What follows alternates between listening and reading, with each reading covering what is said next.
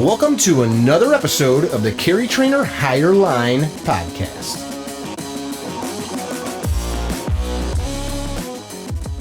Hey guys, welcome to another episode of the CarryTrainer Higher Line podcast. We've got a repeat guest on today, and we're going to tell you an amazing story of terrorism, intrigue, chasing a bad man around the world.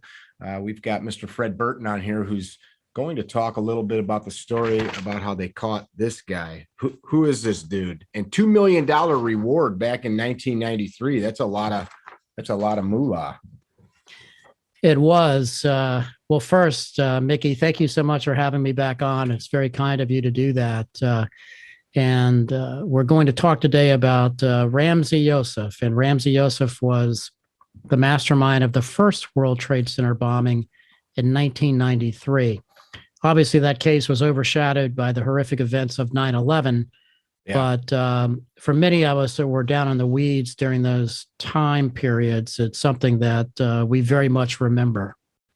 So folks that don't know who you are, besides being an award-winning author, your career was with the United States government. Talk for a minute just so they know who you are in that capacity.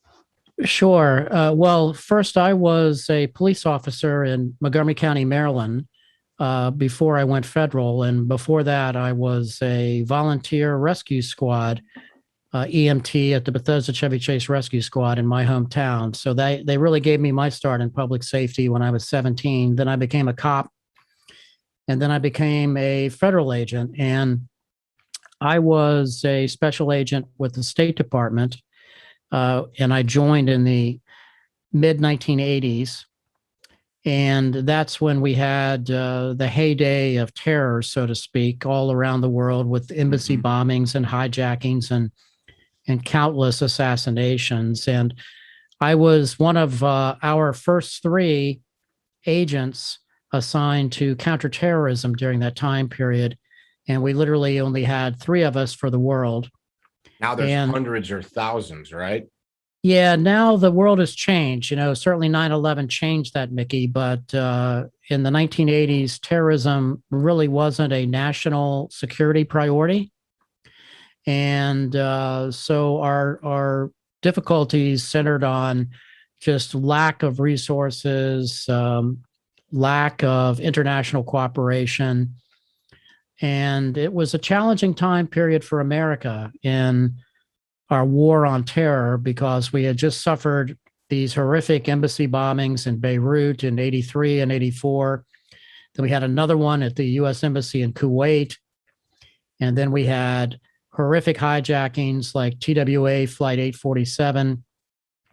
We had the kidnapping of CIA Station Chief Bill Buckley in Beirut during that time period. So part of my job throughout the 80s was to investigate acts of international terrorism directed towards the killing of Americans overseas, as well as trying to hunt for the American hostages that were being held in Lebanon. So I was one of the guys that was on the ground that would go and debrief the actual hostage once they were released. Mm-hmm. And it was an extraordinarily deep learning curve for me, Mickey. I have to be, brutally honest. I went literally from driving a patrol car around, responding to burglaries and assaults and making traffic stops to kind of being an international investigator. And, one of the more pivotal cases I worked in the 80s was the 1988 plane crash in Pakistan, which killed President Zia of Pakistan, our United States ambassador, and a two-star Army brigadier general, along with the entire Pakistani equivalent of their National Security Council. So, I literally went from 0 to 80, and quite frankly, in retrospect, probably didn't know a lot about what I was doing, and I had to learn the hard way. And so it was kind of a fascinating time period, not only to be involved, but for me, just kind of growing up in the counterterrorism space.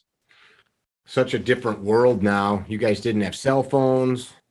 You didn't even have access to some of the simple things like the internet to research. It's such a thing that we take for granted. Or you need to book a flight, you had to call and talk to people. Now you can go on your phone and do all of those things. Or Yeah, Mickey, GPS. yeah, I mean, it's hard to imagine because people watch like CSI now or Homeland, and they think that that always existed. But, I remember day one walking into this cramped old office that had 3 desks in it, and I was expecting a 24 with Jack Bauer or a Homeland kind of scene, because your mindset is, well, there's got to be hundreds of people involved with this, to find out that literally I was one of 3. And we had our filing system were 3x5 index cards. We had typewriters. For some of you that may watch this, will have to Google what that is. And there was no internet, there's no GPS. And we literally would hunt and peck. I learned how to write on a IBM Selectric typewriter as I typed up my reports of investigation. So it was very much no Google Earth. Oh no, Google wasn't around in those days. I mean, we literally would walk down to a command center that would pull teletypes, cables from around the world off and have them in a pigeonholed box. And we would pull those cables out and read them. I can remember one time reading what was called at the time a flash cable, which was one of the highest precedence messages that you could have. And my boss, who was a wonderful guy, he was a tremendous mentor. In those days, you could smoke in the office, right? And he's got a cigarette dangling out of his mouth. And I'm reading this flash cable about this hijacking somewhere. I think it was out of Pakistan. And he looked at me and he said, "What's going on?" I said, "Well, we've got another hijacking." He said, "Well, what in the hell are you doing about it?" And I'm thinking to myself at that moment in time that that is my responsibility, right? But I'm not so sure I know what to do. So you just immediately start making arrangements with your old dial-up rotary phone to get a flight to Pakistan, where you would start like interviewing passengers and victims and so forth. So that was just kind of how the world worked in those days. Now, granted, we had a huge global presence because our agents were in the 80s present for the most part in every U.S. embassy in the world, not necessarily in the consulates. And we also had regional agents in places like Panama or BA Argentina, but they were always kind of our first responders. And we were kind of like the detectives that would come in afterwards to investigate what happened. Just when you would fly like that, did you fly commercial or would you go through military channels? Did the State Department have their own airplanes? Well, it's actually a great question. Both. In many cases, we would fly commercial. Let's say we had a bombing. Let me give you an example. I had a rocket attack case once in, I believe it was 86, at the U.S. Embassy in Madrid, where the Japanese Red Army launched some missiles toward the embassy. So the crime scene was investigated by the Spanish National Police. I literally left the day that it occurred. We had a go bag in the office.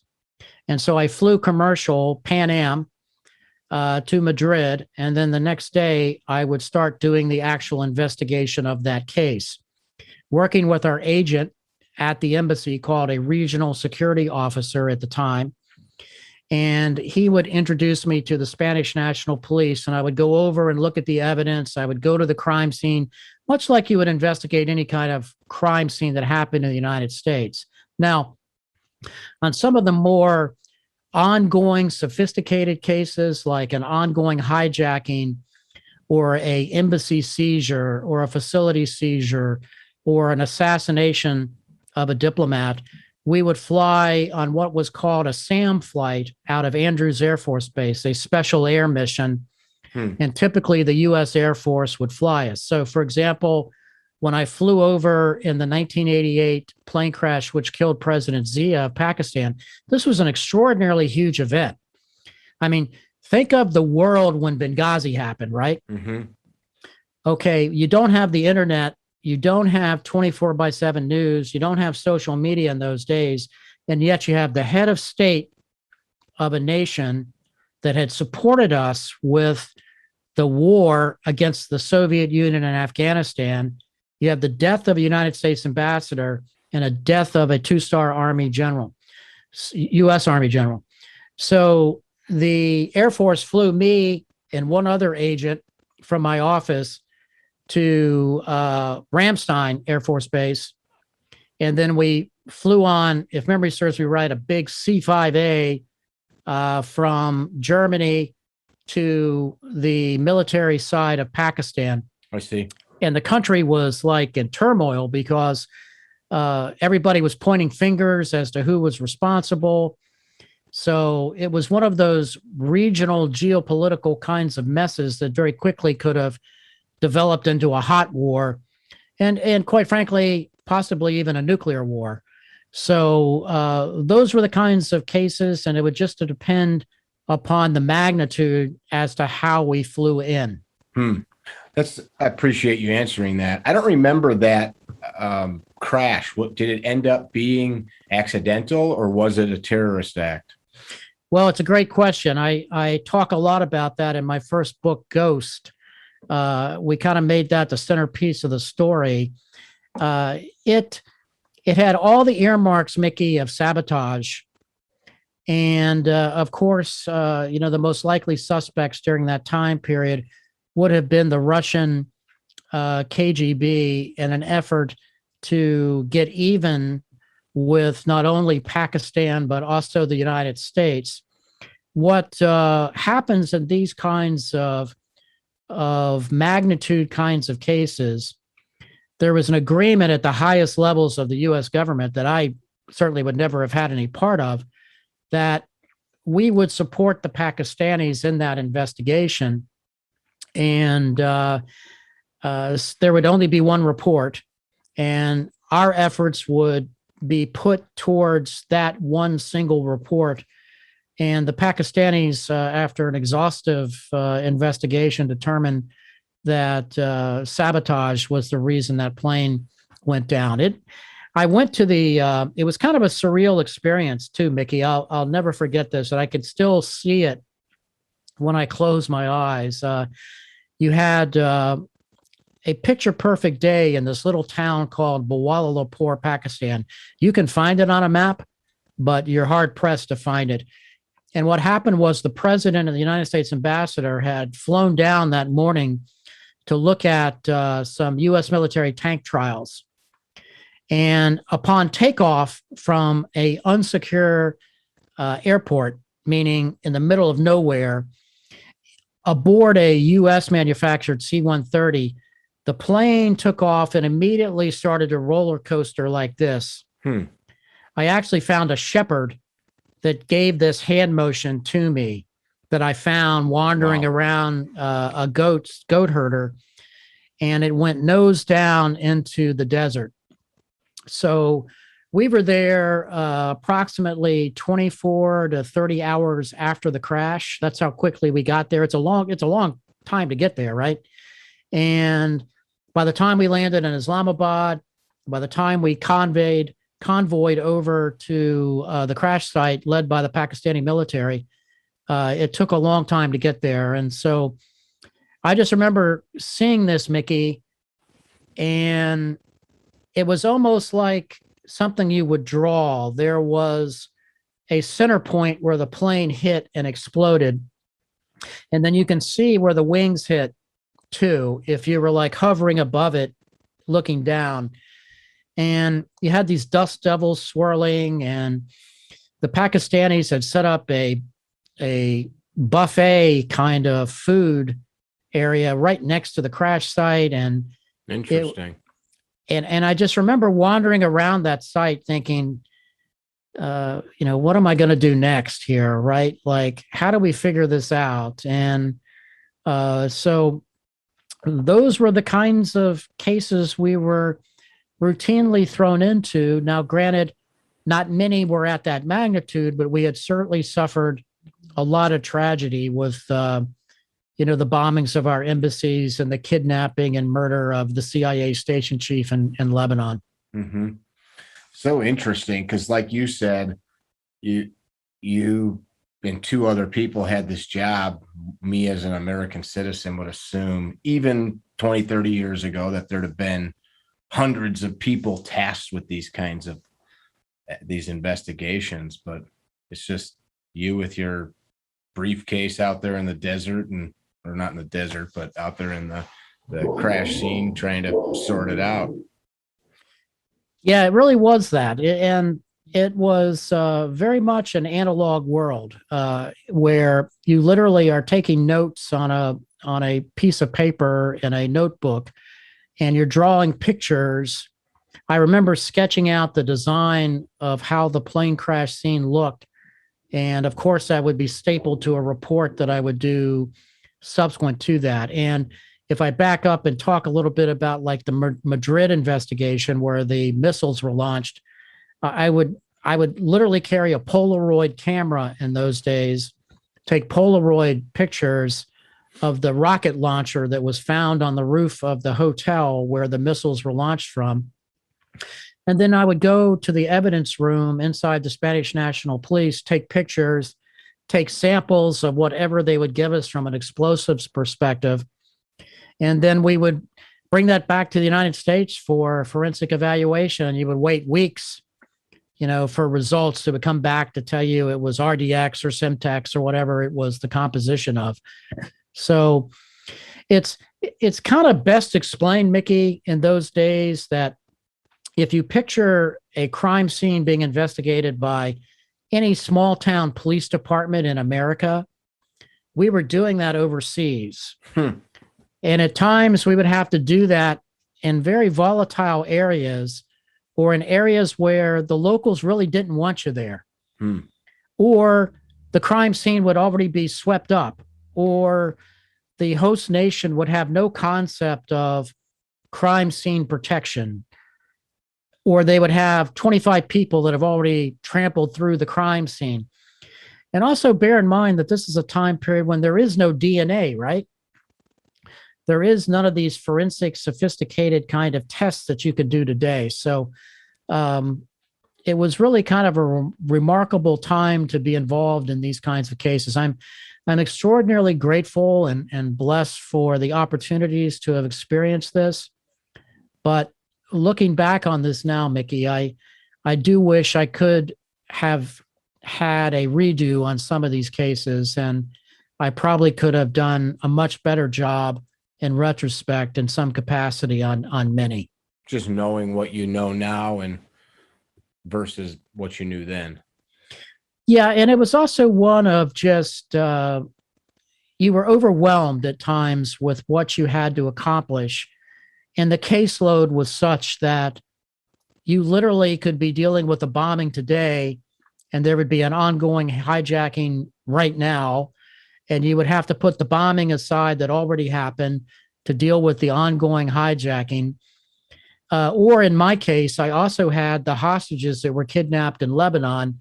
So you were always kind of multitasking back and forth between these cases, or someone would call a meeting because someone thought that they saw the hostages somewhere in Lebanon.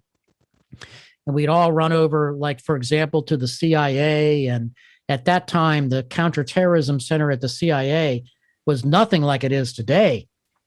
This is a very small entity, and there's not a lot of people involved in the process.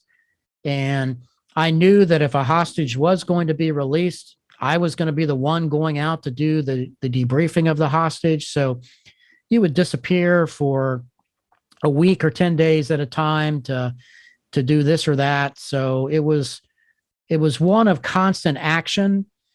And then for every kind of real case that you had countless notifications 24/7 of threats like, well, the CIA or a host government or the FBI is reporting that there's going to be another attack. Pick your poison somewhere. So then the embassy would get all spun up, and you would have to offer some degree of advice or help if needed. And So we were always at times like either augmenting security in some places or trying to forward deploy in anticipation of this. Now, granted, we did not do this in a vacuum at times. We had the military that would help, some of the special operators at times, or, the wonderful Air Force that would fly us around the world on a moment's notice to get us to where we needed to be. But where the rubber hit the road, in many cases, it was just us, left to try to make sense of what happened. And then, quite frankly, we would get back and just wait for the next one. When did you guys start to become the agency, or maybe not even you guys, but when was it 9/11 that really spun the federal government to have this massive machine of anti-terror and people watching and data gathering that we have now?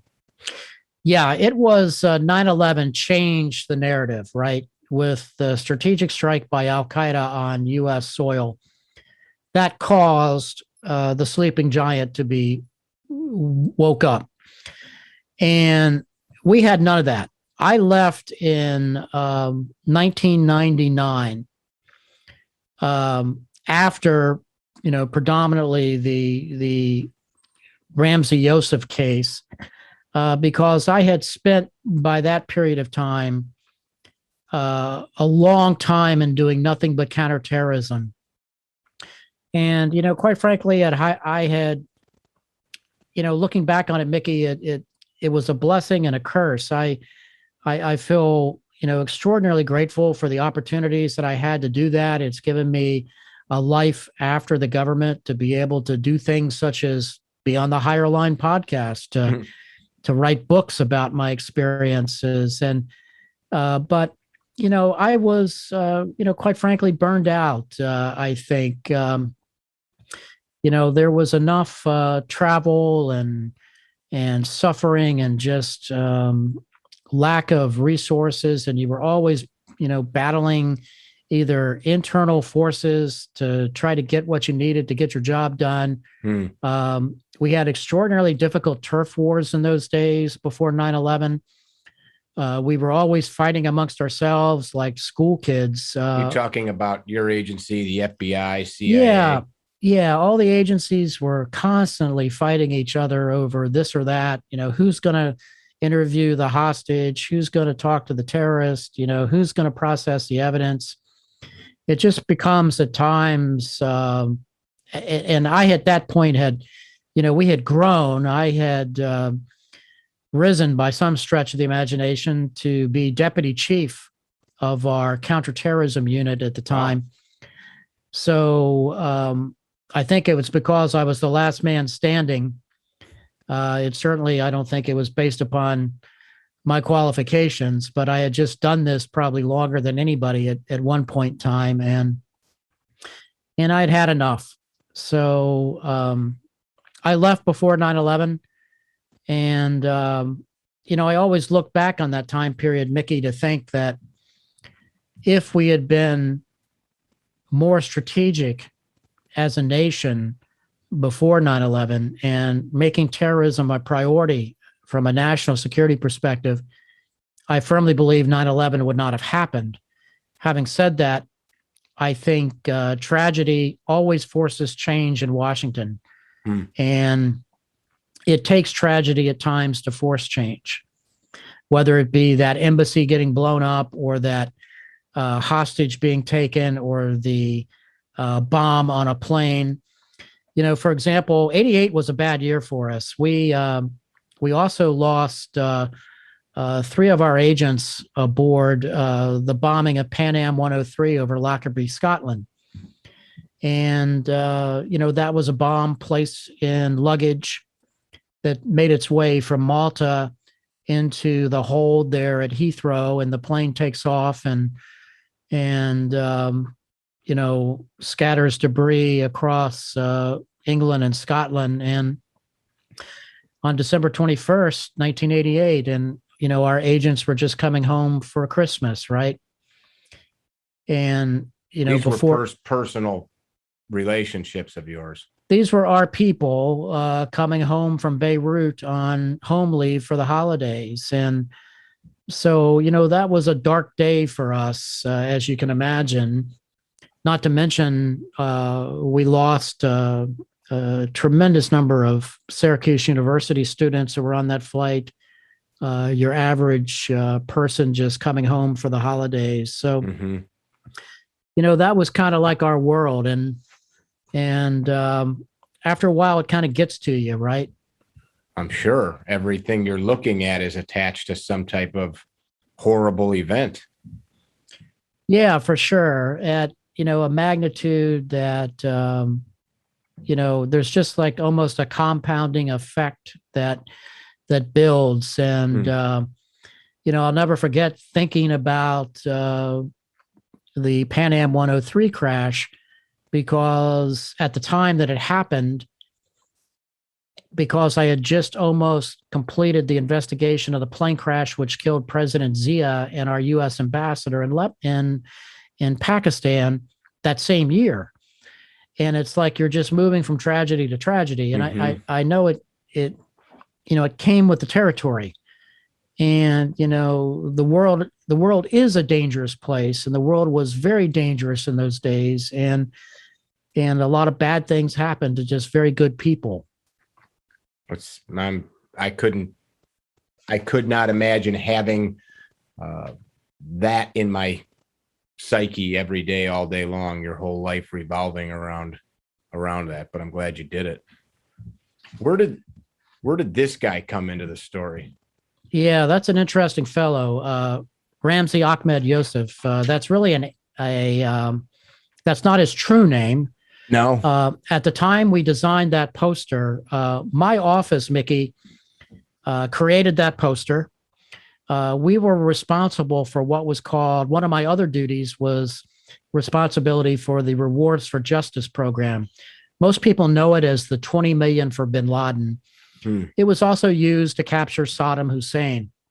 Extraordinarily successful program. Probably, as I look back on my career, that's one of the things I'm most proud of, was being a part of that unit that got that program up and running.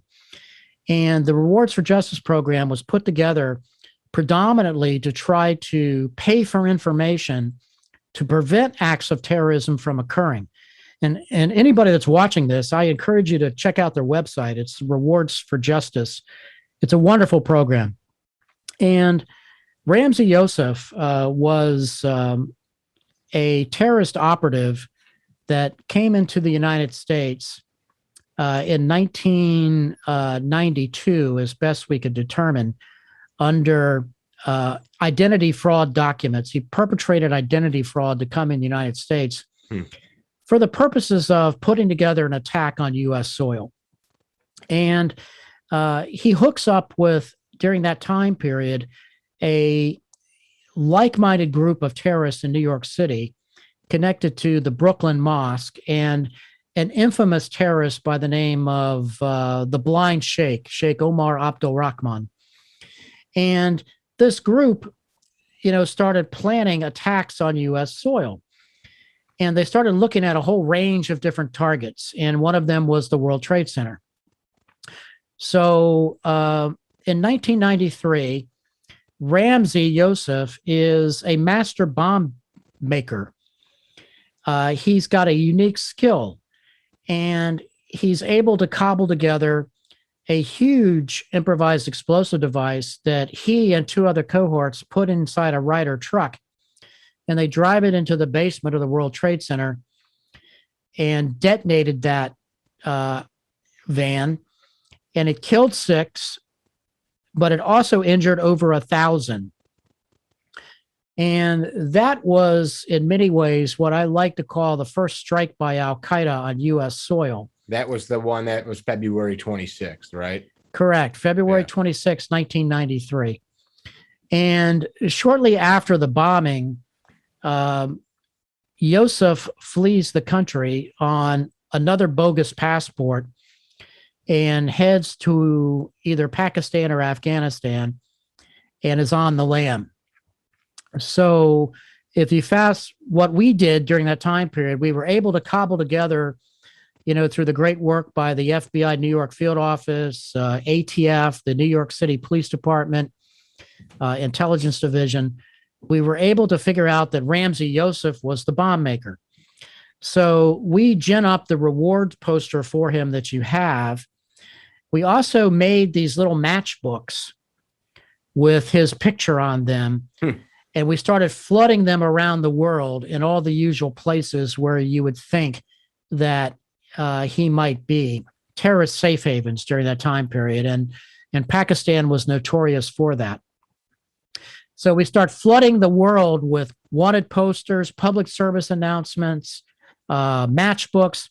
One of the little known things here that has probably been forgotten through history is we actually reached out to Hollywood during those days, Mickey, and we had wonderful support by the likes of Clint Eastwood, Charles Bronson, Kim Basinger, who had just done Catwoman during that time period. I remember that. Charlton Heston, who, of course, at the time was, I think, the head of the NRA. Yeah. He was also in Ben-Hur.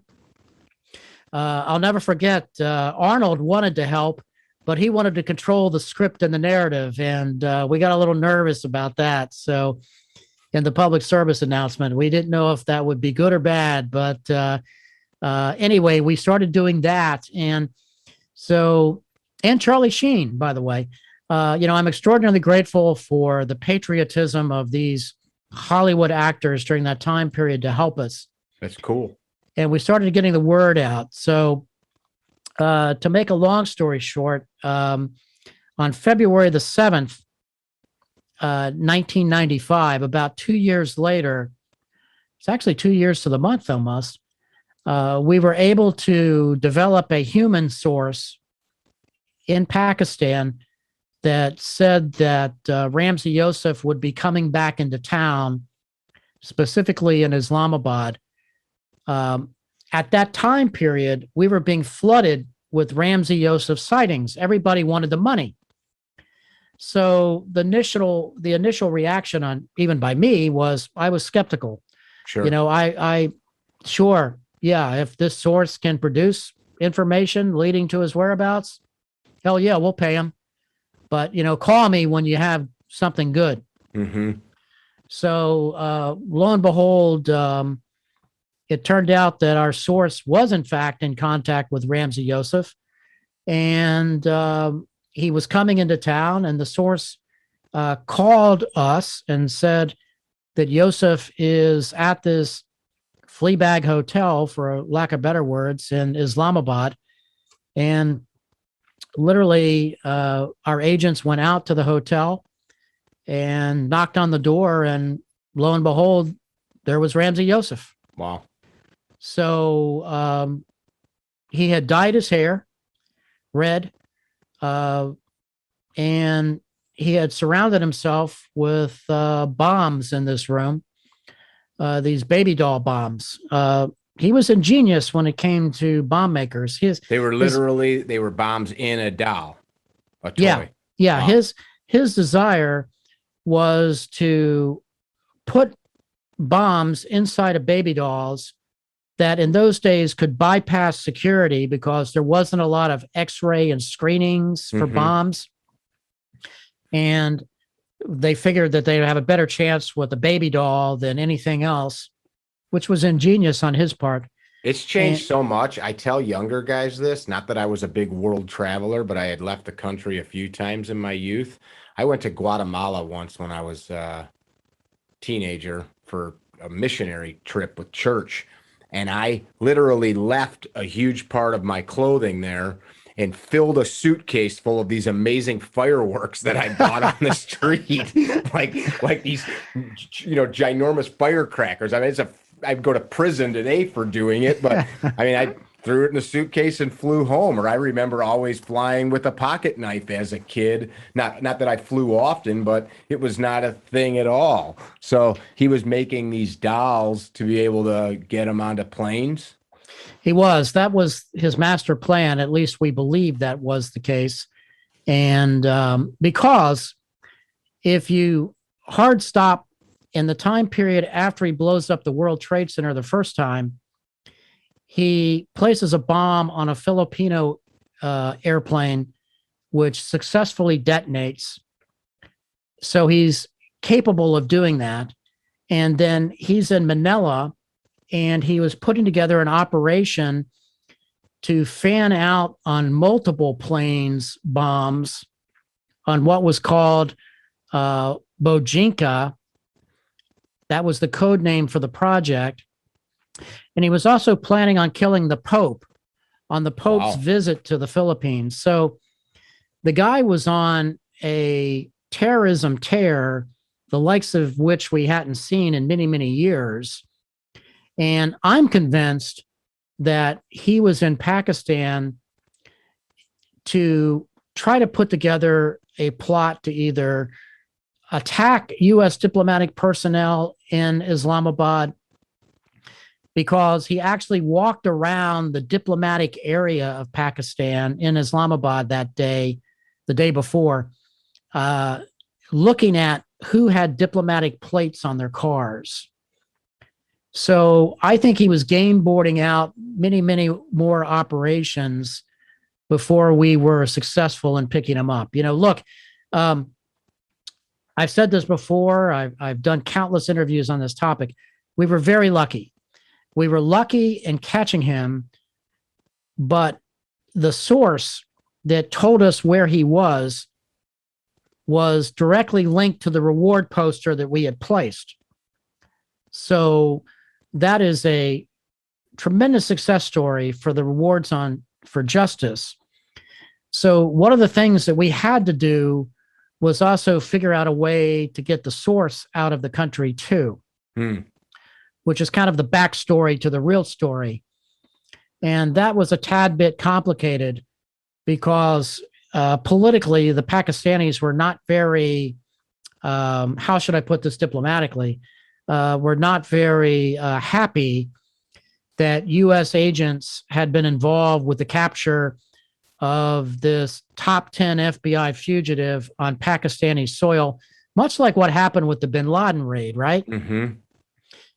And then there was a tremendous amount of negotiations behind the scenes to physically hand Yousef over to the U.S. formally after we had nabbed him. And then we had to get the source out of the country as well, which we did. And that's something that, a lot of people don't understand in these cases. There's a lot of moving parts and things such as that. So yeah, that person took great personal risk to rat out that guy's location. Yeah, tremendous personal risk. And in many ways, although he was swimming in the same sea or cesspool with this terrorist group, he recognized that there was going to be no good ending as a result of this. He saw the writing on the wall. And quite frankly, I don't think he wanted to die. I think that he knew that he would be used at some point in time to carry one of these baby dolls onto a plane. And I think it boiled down to also the idea being the next time I'm on some flight, one of these dolls could be on there with somebody else. Exactly. Yeah. Or Yousef is going to ask me to carry a package for him, and I know what's going to happen here. I think a quick side note to the general listener, nowadays air travel is, I call it a CTA bus in the sky, right? I mean, they're just literally big buses. All of the glamour and fun of air transportation is kind of gone, but people get so annoyed with all of the security, and it is super annoying. But people today, especially, and now I feel like an old person when I say these things, but people that are not, that didn't live watching the nightly news in the 70s, 80s, and 90s, where it seemed constant that an airplane was blown up around the world when I was a kid. It seemed like it was and am I remembering that correctly, Fred? I mean, wasn't it quite often? Yeah, you are, quite frankly. If you look at what we had just discussed, the bombing of Pan Am 103 over Lockerbie, Scotland, literally that a very sophisticated bomb was placed in the suitcase that wasn't screened for bombs during that time period, and is on this Pan Am clipper class that's heading towards the United States. And that was kind of the norm in those days. And so you could very easily get a bomb on a plane in those days. I worked another case, which was TWA Flight 840 in Athens, where a bomb maker puts a bomb under the seat, gets off the plane, the connecting flight takes off, and it blows a complete hole in the side of the aircraft. And thank God the TWA pilots were able to land it. Wow. But it sucked a young mom and a baby out the window. Just horrific events. I mean, these things were happening, and finish my point, that stuff doesn't happen anymore. So people get annoyed that they got to take their shoes off and stand in lines, which is a big inconvenience. But the flip side, we're not having moms sucked out of holes in airplanes anymore. Of course, shit still happens. There's still, nowadays, it's angry middle-class Americans that are punching flight attendants. That's like as bad as it seems to be nowadays. Right. And when you start thinking back of all the aviation-related disasters during that time period, from the 60s on up into the late 1980s, and it literally took the bombing of Pan Am 103 over Lockerbie for the international aviation community to get together and say, hey, this isn't working. We have to start screening for bombs in luggage. Let's not even talk about screening people just yet for guns or things like that. Right. But it was so easy in those days to even get a gun on a plane. Yeah. Or, to your point, a knife. And that's why, if you hearken back to even the 9/11 hijackers, Mickey, the one thing about this kind of world that I've lived in for so long is there's brilliance and simplicity. If you look at the utilization of box cutters. Yeah. Right. Or in Nice, France, where that terrorist in the truck drives over 86 people, I believe the number was, and kills them. Yeah. And there's like almost 500 injured with just a truck. So the tools are everywhere. You just need a person willing to do these evil deeds. Correct. So, removing Ramzi Yousef off the global landscape was a tremendous success for the so-called war on terror. And I'm firmly convinced that if we had not been successful in capturing him, that he would have blown more planes out of the sky. He would have killed more Americans somewhere. And you can only look at the carnage of 9/11 and look at what the lead up and the run up was to it, with guys like Ramzi Yousef just setting the stage for what's to come. Is he still alive? Yeah, he's serving, obviously the rest of his natural life at the Supermax in Colorado, thank goodness, where I understand he's housed in the same wing with, the likes of the Unabomber, Ted Kaczynski, and other notorious terrorists.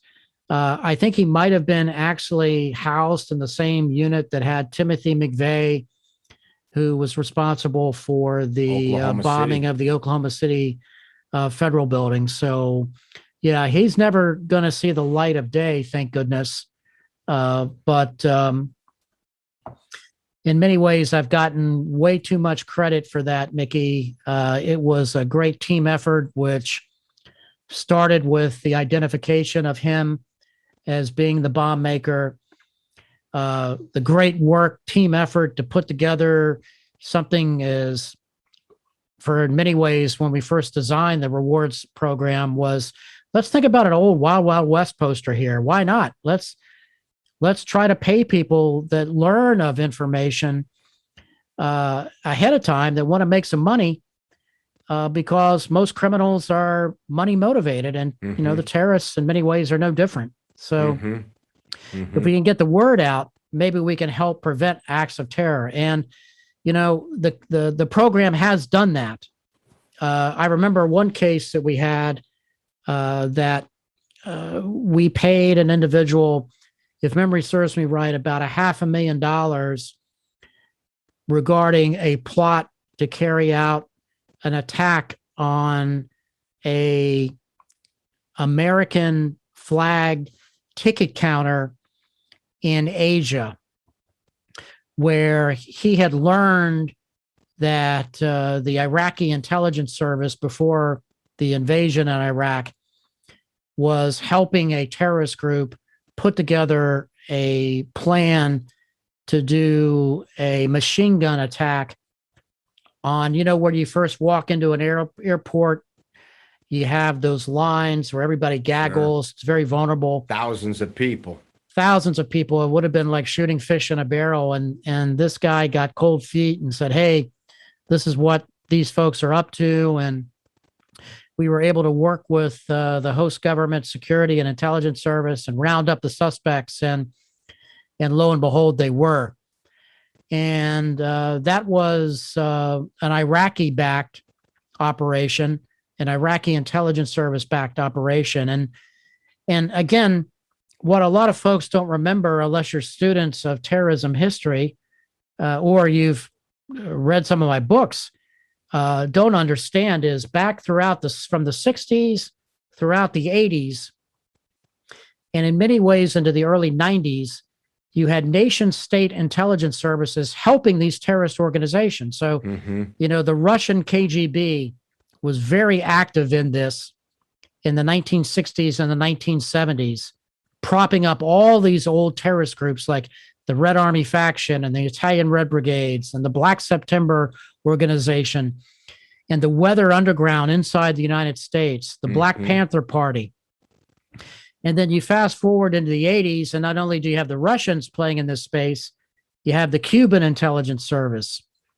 You have the Libyan intelligence service and Muammar Gaddafi.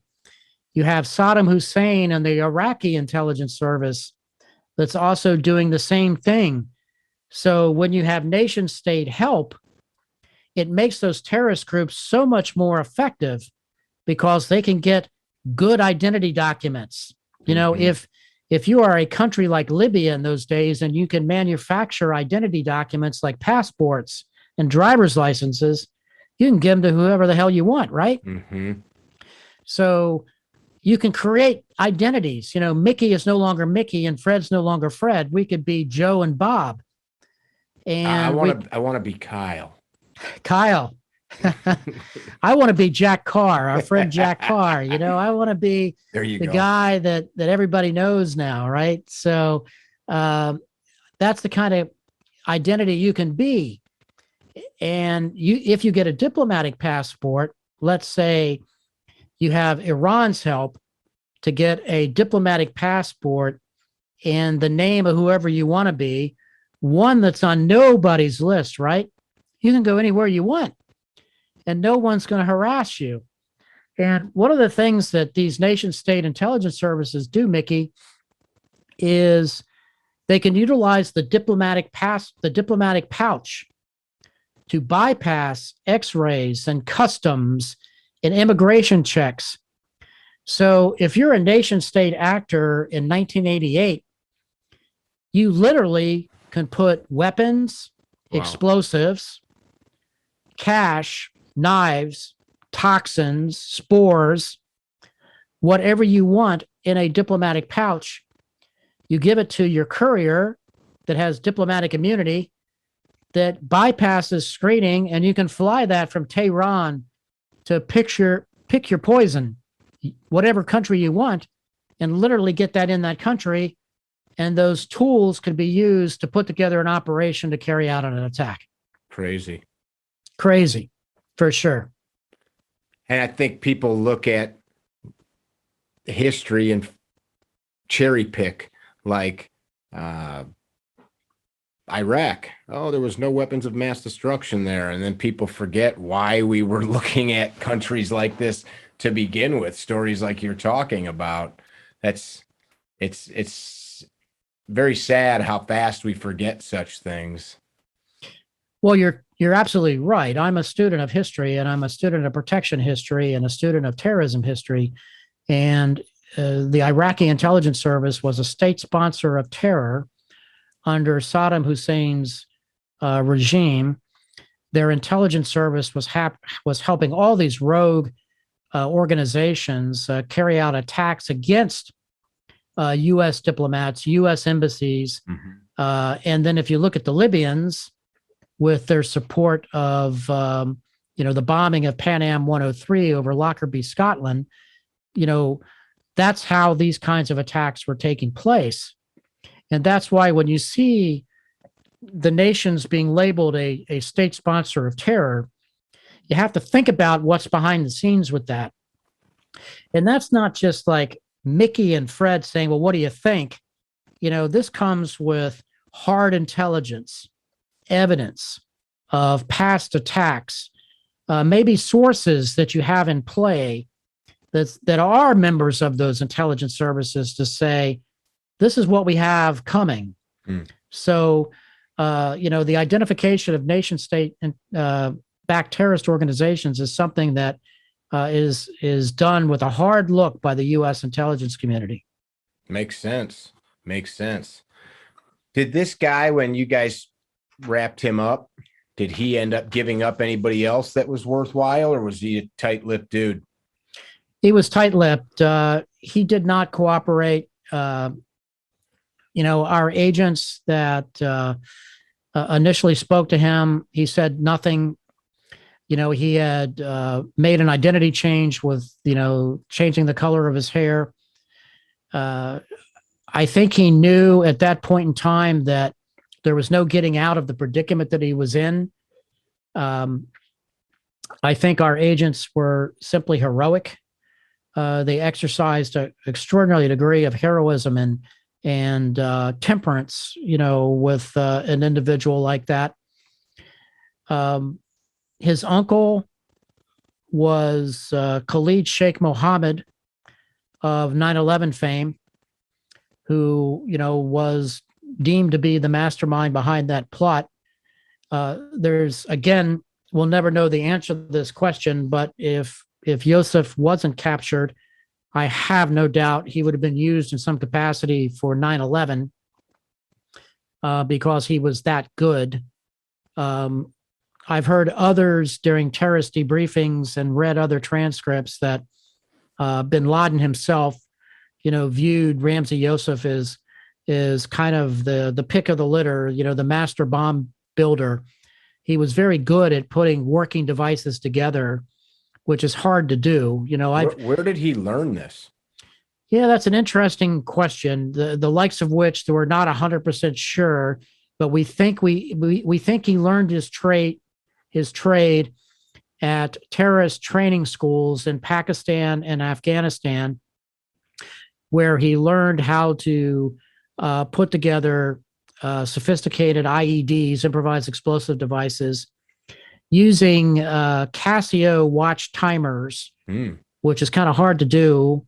I've been to, for example, the FBI bombing crime scene school, where you blow up bombs and you try to figure out how they were put together. Conversely, I've been to the other schools where you put bombs together to learn how they're made. And, it's the kind of skill set that you and I know you're a darn good firearms instructor, but I would be hard pressed for you and I now to sit down and figure out how to put together a bomb. That's the kind of skill that takes just practice and training and even when you're in a training environment and you're dealing with them, on the back of your head, Mickey, it's kind of like being at the range. You hope that the guy or gal next to you has got their act in order. Yeah. It's not going to point that muzzle towards you, right? Sure. So when you're dealing with bombs and you're in a training environment, on the back of your mind, you're thinking, I hope the guy that's next to me is taking this as seriously as I am. Yeah, that's terrifying. And so, these guys were good during that time period. And Yousef was probably one of the best at what he did, mainly because he was so successful. I'm sorry. Go ahead. Only because of there's a lot of failure in this business, and most of the failures you don't see because those guys are blown up, right? Sure. Yeah, that makes sense. He was good at what he did. He got a functional device detonate inside the World Trade Center. He got a functional device onto an aircraft. Um, so that's what he did. The aircraft bombing, did that plane crash? Or was that the one that just the side blew out? That was a different bombing where the Okay. side blew out. That was another bomb maker, if memory serves me right, by the name of Abu Ibrahim or Khalid al-Jawari in that blast. He, interestingly enough, also had Iraqi diplomatic passports during that time period that he was traveling under a fraudulent identity. But no, on the Filipino Air, if memory serves me right, the pilot was able to get that plane down. I don't remember off the top of my head how many was killed in that, but there were some fatalities, which is kind of a marvel of aviation, that you can have a bomb explode on a plane and a pilot can still bring it down. Yeah. It just depends upon the location of where that device detonates and the magnitude, from what I've learned over time, when it pertains to aircraft bombings. It's amazing. Was he surprised when you guys collected him? Did he know that? Or did Yeah. As probably you could best explain it as that look of, oh my gosh, they've got me now. And the element of surprise, I don't think he ever expected that he would be caught in Pakistan. Because during that time period, there's no doubt about the fact that it was a difficult and challenging time diplomatically. The loyalties amongst the Pakistani intelligence service, who obviously had some in-reach and outreach to the likes of Al-Qaeda, providing various safe havens, in my humbled opinion, during that time period. So I think he felt he was on protected turf, for lack of better words, that he was safe. And I think he was greatly surprised when U.S. agents knocked on his door. Is that you guys just knocked? Yeah. Not just opened it? No, he opened the door. That's funny. Yeah. Oh, that's crazy. Do all of that kind of insanity and not have a peephole on your door. Blow up airplanes and buildings and not have any type of security. Well, I think the way we worked it with the informant was, and again, I just don't remember the sequence of events now. It's been so long ago that he may have been expecting the informant to show up at the hotel. I see. And lo and behold, was he surprised. But don't hold me to that. But in the back of my mind, I seem to think that was the sequence of events that we had worked out. Yeah, the big scheme of things, he's sitting in Colorado rotting away, so that's all that matters. Yeah, for sure. For sure. One of the more ingenious plots he had in the Philippines was he was going to get another one of his operatives. He was to dress up as a Catholic priest to get close to the Pope. Wow. To try to kill him. So he was very, very novel, not only with ideas such as baby doll bombs, but the World Trade Center, let's get the Pope. He also had a skill set that for a period of time there between 93 and 95, when we caught him, that, man, this is the new Carlos the Jackal, right? We can't catch this guy. Where's he going to turn up next? He's blown up the World Trade Center. He's bombed an airplane. He's planning to kill the Pope. What's next? Mm-hmm. And there was just fear of dread just amongst us working stiffs that he was one step ahead of us. And we were going to have to get damn lucky, which we were in Pakistan, or he's going to get picked up, maybe if we get lucky, putting together a bomb, maybe prematurely detonating that, and where the fire department and some police department show up and transport him to a hospital, and they're going to connect the dot then. Because we literally had no clue as to his whereabouts before this source surfaced to say that he was coming into Pakistan. And when you start offering money in 93 to 95 of millions of dollars, we were getting flooded with calls. We had a tip line. We had a P.O. box where you could send information to. You could walk into a U.S. embassy or consulate and claim that to know the whereabouts of this individual. So it wasn't unusual in that time period, Mickey, to get 10 reports of Yousef somewhere in the world during that week. So we would just database them and at times say, oh, yeah, well, we've heard from that guy before. Just don't listen to him. You know, he's full of crap. Or we would say, well, maybe he is in Afghanistan. We're very interested. What more can you do to show your bona fides? We would say, can you get a picture of him for us? You know, there's no cell phones in those days, right? So can you get a Polaroid picture of him? Can you take a Polaroid picture of his passport? Can you snatch his passport and bring it to us to see if that is him? Is there a way for you to prove that you have access to this individual that you're claiming to have access to? Sure. You guys just couldn't travel all over the world following up on every phone call. No, we couldn't. And not to mention some of those could have been traps too. Oh, yeah, that was something that was always in the back of my mind because the Israeli Mossad lived through that in the 1970s, where a group called the Black September Organization that I've studied forever now, they had actually used double agents to set up and kill two Mossad operatives in Europe by doing that exact same thing. So we were always very cautious with anybody that claimed to know information about the whereabouts of any terrorist in the world.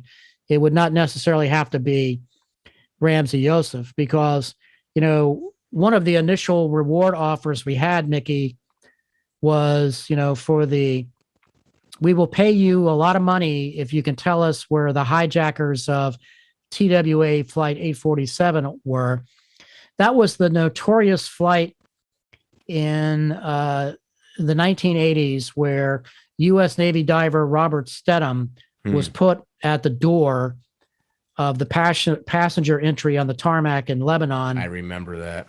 And a gun was pointed to his head and he was shot and killed and his body was dumped on the tarmac. Yeah. And the group responsible for that was Hezbollah, one that I know very well.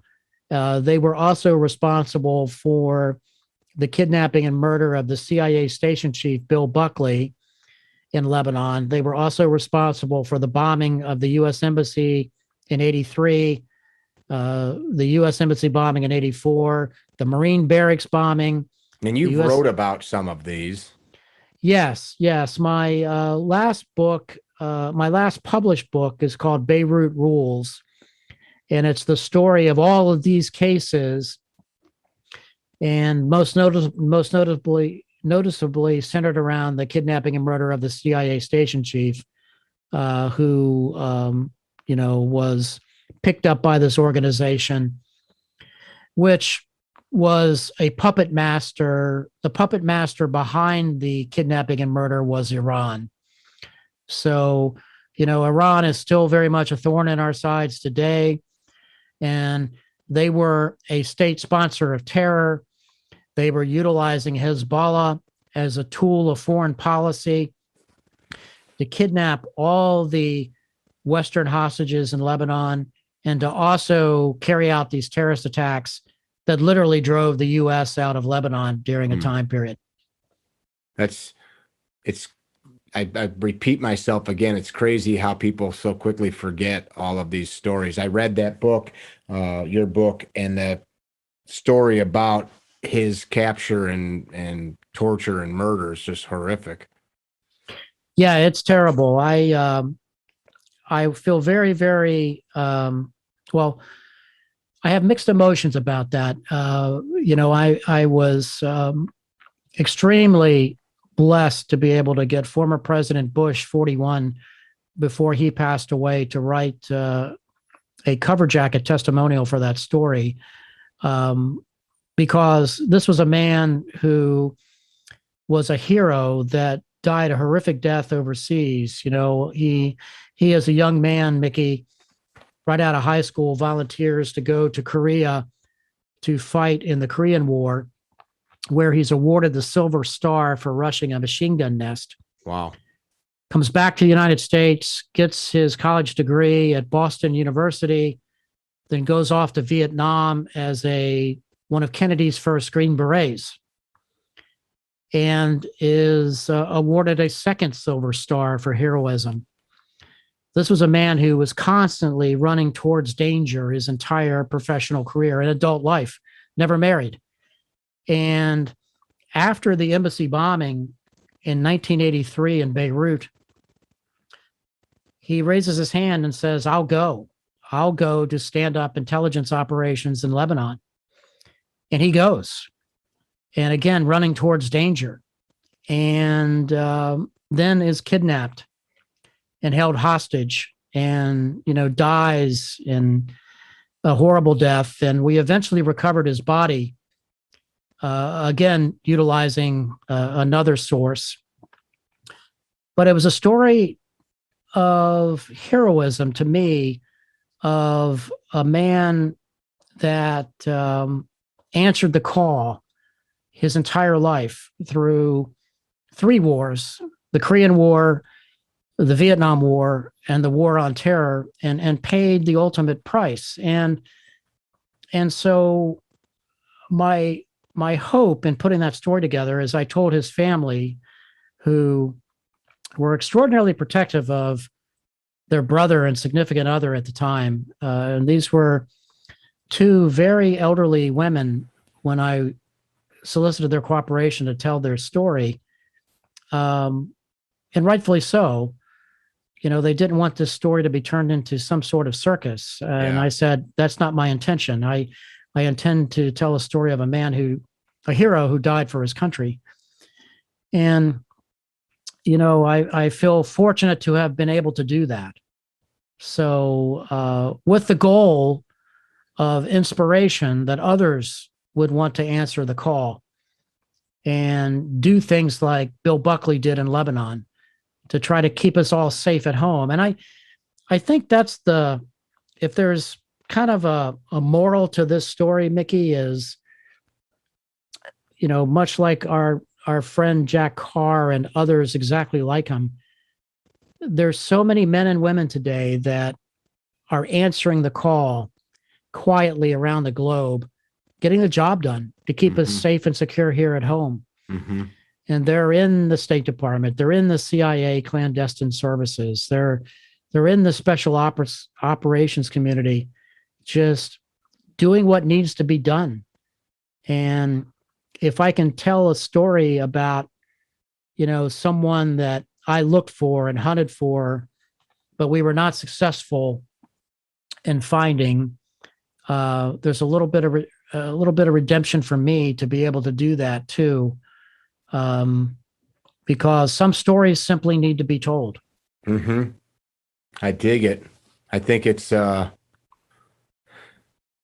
too often we just fixate on the horrible stuff, and it's horrible that he passed away, but I think the way you just described it's beautiful. And the man answered the call of his country, did what he needed to do, did what he could do, and paid it with his life in the bargain. But that's an amazing tale. Yeah. Thank God for men like Bill Buckley, who were engaged in heroic actions that the average person never really sees. Mm-hmm. And the devastation of the attack on our embassy in Beirut in 83, knocking the eyes and ears of the CIA out of commission there at a time period where Beirut was the center of gravity for global terror. For him to raise his hand and say, yeah, I'll go, when we didn't even have an embassy. And the Brits gave us some space inside theirs to stand up an operation to get things up and running, is the kind of man that our nation needs to remember. And in fairness, complete fairness and transparency, the CIA were most helpful in helping me tell this story. Bill's family was fully on board. And Bill's friends, there was not one that did not say, yeah, I'll help you tell this story.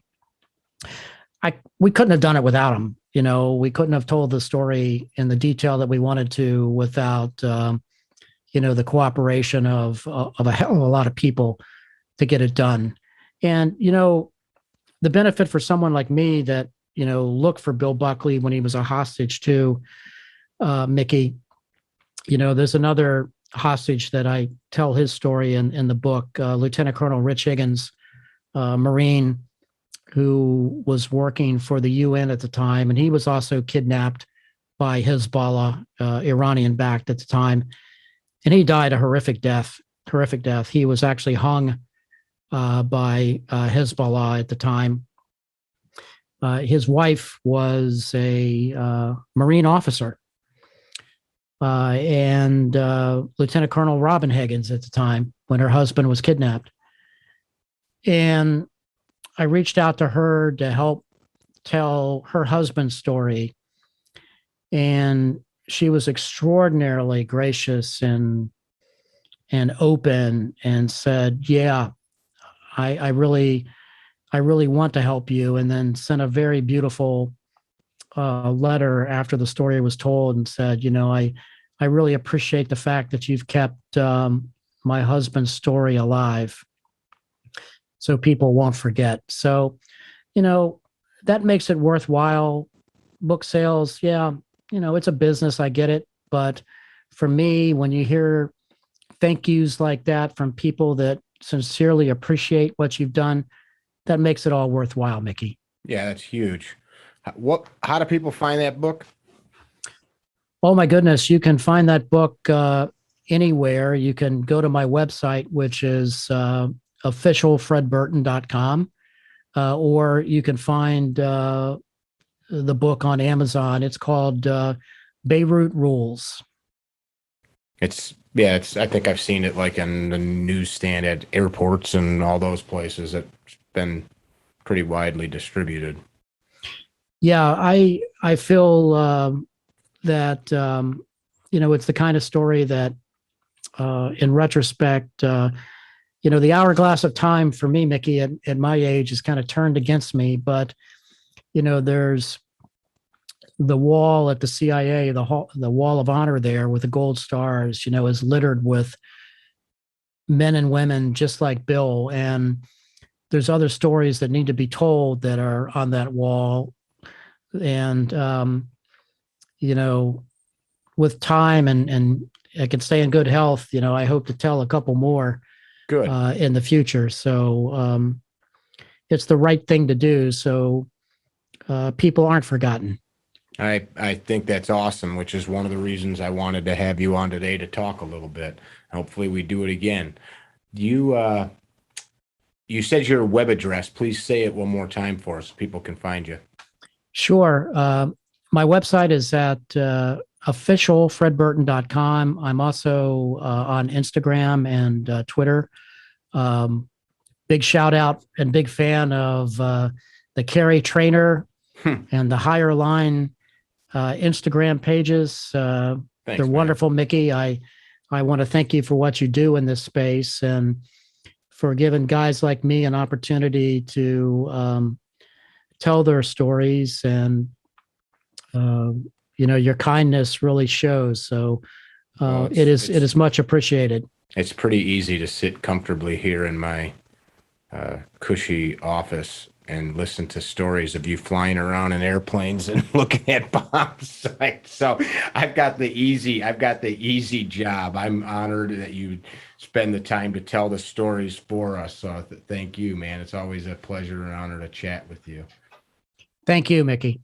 Yes, for sure. You guys that have listened or viewed this podcast, if you have comments, questions, put them down in the comments section, depending on which platform you're watching this on. You can also send an email to training@CarryTrainer.com if you've got some insight or comments that you want to share directly.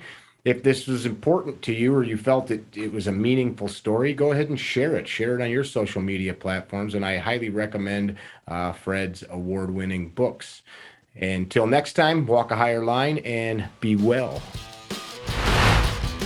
Visit our website, CarryTrainer.com, for information about classes held throughout the U.S., CarryTrainer apparel, and upcoming projects. You can also email us at training@CarryTrainer.com for information about setting up your own private course or speaking engagement.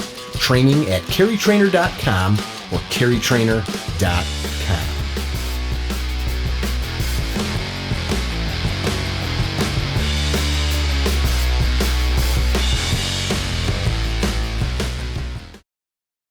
Hey, little brother, what do you think of gunfighter gun oil? I'm gonna have to show you.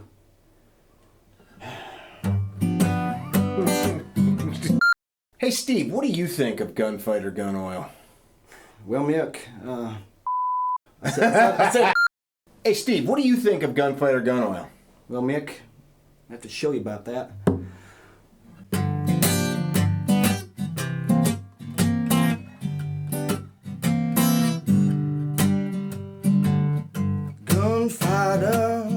Gunfighter lube. Baby, I had the gunfighter blues. But then I got me some gunfighter lube. Let me tell you about it. Made in the USA. Amazing lubricity. Amazing adhesion, baby. 100% synthetic. But it's gonna last you. Gunfighter gun oil, baby. Took away my gunfighter blues.